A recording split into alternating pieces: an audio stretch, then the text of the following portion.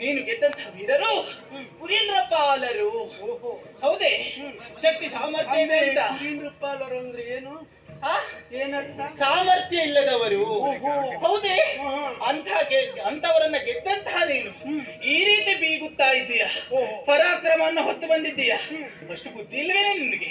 ಅಲ್ಲ, ನೀನು ಅವರನ್ನು ಪರಾಕ್ರಮ ಇಲ್ಲದೆ ಹೋದರು ಅಂತ ಹೇಗೆ ಗ್ರಹಿಸಿದ್ದೀನಿ? ಗ್ರಹಿಸಿದ್ದಕ್ಕೂ ಕಾರಣ ಇದೆಯೇ?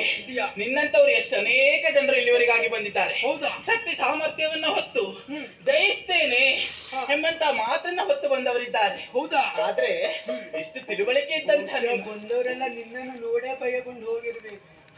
ಅಲ್ವಾ? ಅಷ್ಟಾದ್ರೂ ನೆನ್ಕೊಂಡಲ್ಲ ನಿನಗೆ? ಯಾಕೆಂದ್ರೆ ನಿನ್ನ ನೋಡಿದ ತಕ್ಷಣ ಭಯ ಪಡ್ಲೇಬೇಕು. ನಾನು ಎದುರೋಳಲ್ಲ ಅಲ್ವಾ? ನೋಡಿದ್ರೆ ಗೊತ್ತಾಗ್ತದೆ. ಆದ್ರೆ ಸೇನೆಯನ್ನ ಕೂಡಿಕೊಂಡು ಬಂದಂತಹ ನೀನು ಗೆದ್ದಂತಹ ವೀರರು ಅಂತವ್ರು ಅಂತ ಹೇಳಿದ್ದು ನಾನು. ಹಾಗೆ ಪಾಲರನ್ನ ಗೆದ್ದಿದ್ದೀಯ. ಈಗ ಎದುರಿಸ್ತಾ ಇರುವುದು ನನ್ನನ್ನ. ಇದು ನಿಮ್ಮಿಂದ ಸಾಧ್ಯವಿಲ್ಲ. ಹೊರಟೋಗಲಿಲ್ಲ. ಭಜಕರನ್ನು ಪೊರೆವದಾತ, ಭಜಕರನ್ನು ಪೊರೆವದಾತ, ಈಶನ ನೆಲೆ ಜಗದೀಶನ ನೆಲೆ, ಈಶನ ನೆಲೆ.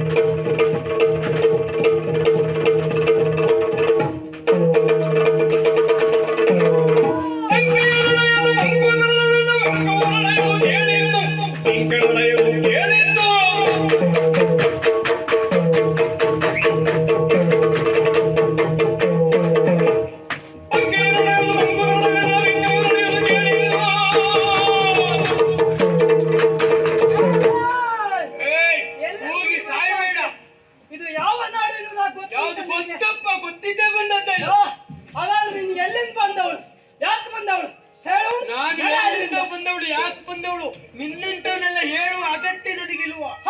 ನೋಡು, ಒಳ್ಳೆದಾಗಿ ಹೇಳ್ತಾ ಇದ್ದೇನೆ, ನಿನ್ನ ಒಡೆಯನನ್ನು ಕಾಣಬೇಕು, ಹಾಗೆ ಬಿಟ್ಟೇ ಸರಿ. ಇಲ್ಲವಾದ್ರೂ ಅಷ್ಟು ಸುಲಭದಲ್ಲಿ ನನ್ನ ಒಡೆಯನನ್ನು ಕಾಣ್ಲಿಕ್ಕೆ ಆಗುದಿಲ್ಲ. ಹೌದಾ? ಹೌದಪ್ಪ. ಏನು ಮಾಡಿ ನೋಡ್ಬೇಕು? ಓ, ನಿನ್ನನ್ನು ವಿಚಾರ ಮಾಡಿ ನಿನ್ನನ್ನು ಒಡೆಯನು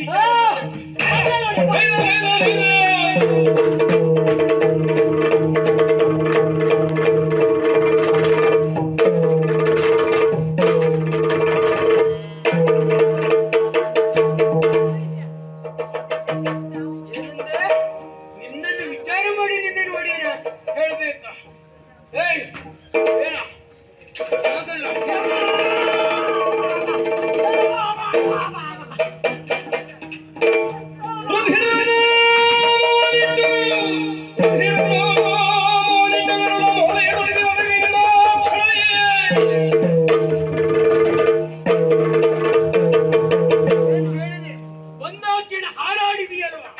ಎಷ್ಟು ಮಾತಾಡ್ತಾ ಇದ್ದೀಯ? ಹಾಗಾದ್ರೆ ಮಾತಾಡುವ ನಿನ್ನ ನಾಲಿಗೆ ಇರಬಾರದು. ನಿನ್ನ ನಾಲಿಗೆಯನ್ನು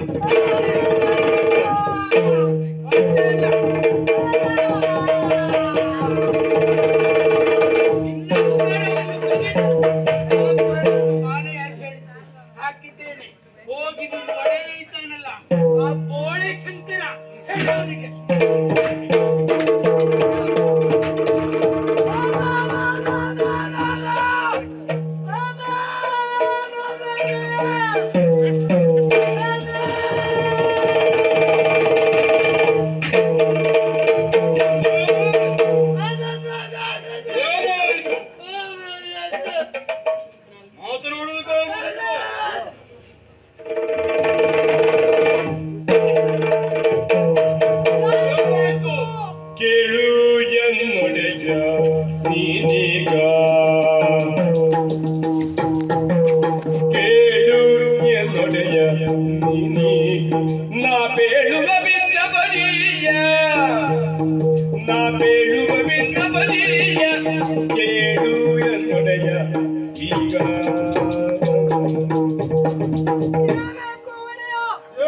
ದ್ವಾರದಲ್ಲಿ ನಾನಿದ್ದೆ.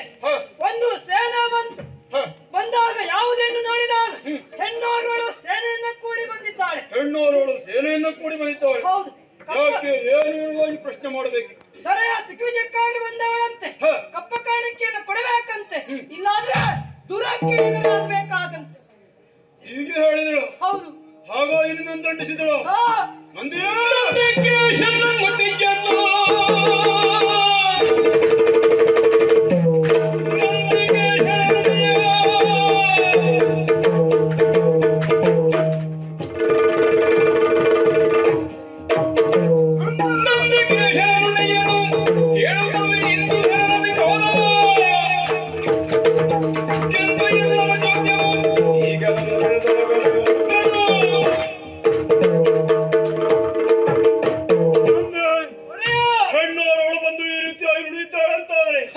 ವಿಚಾರ ಮಾಡಲೇಬೇಕಾದ್ದು, ಪ್ರಶ್ನಿಸಲೇಬೇಕಾದ್ದು.